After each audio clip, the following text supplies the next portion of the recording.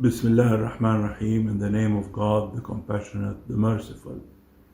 My name is Khaled Nusseibeh. I'll be happy to read to you a couple of poems from a book I authored several years ago entitled Gentle Wind. So if you are interested in English poetry and Middle Eastern culture, please listen to these poems and try to enjoy yourself.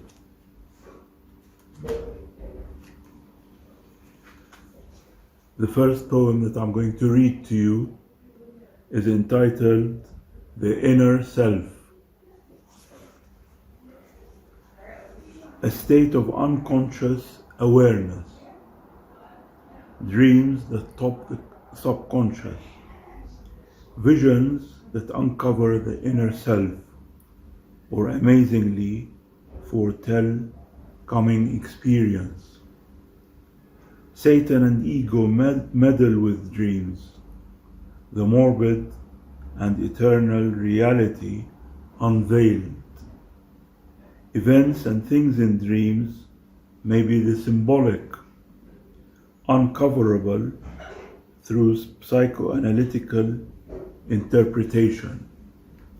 Conscious life meshes with the unconscious, combining to form profound complexity.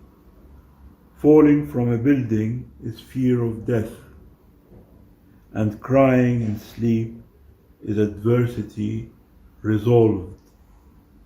Anxieties of living appear in human dreams, punctuating the imagery of nocturnal slumber. Is it the speech of id or evil, instinct satiated in sleep?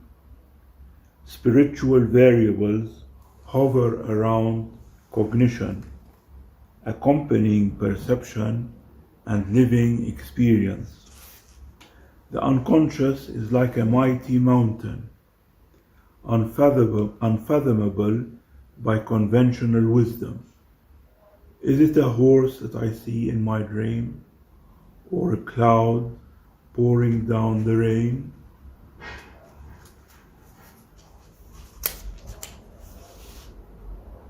Now I'm going to read a poem entitled A Word of Peace. A word of peace must be withheld. The homes of innocence are razed to the ground.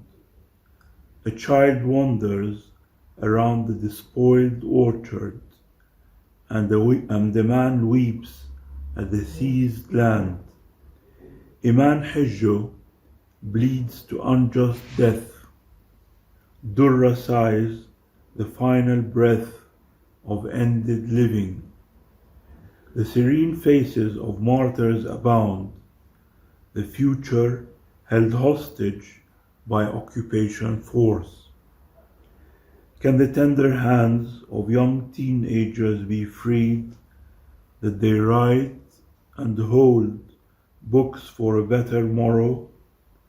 Hope imprisoned by the power to usurp and seize the belongings of rightful holdings. Will noble Palestine have a peaceful morrow, that people live and die in elusive tranquility? A word of peace is withheld as thousands are jailed. The crime is a yearning for justice and dignified life. Each day a funeral of sacred anger, a young body in the shroud of untimely death, and tearful mothers mourning yet another murdered son, a painful sacrifice to liberation's cause. Goliath is surpassed by modern oppression.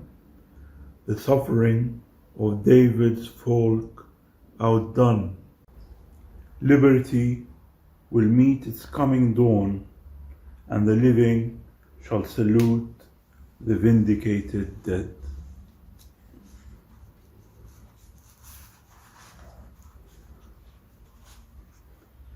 This poem is entitled Twilight. There is a veritable twilight in the lives of men, the ending of human life in this world.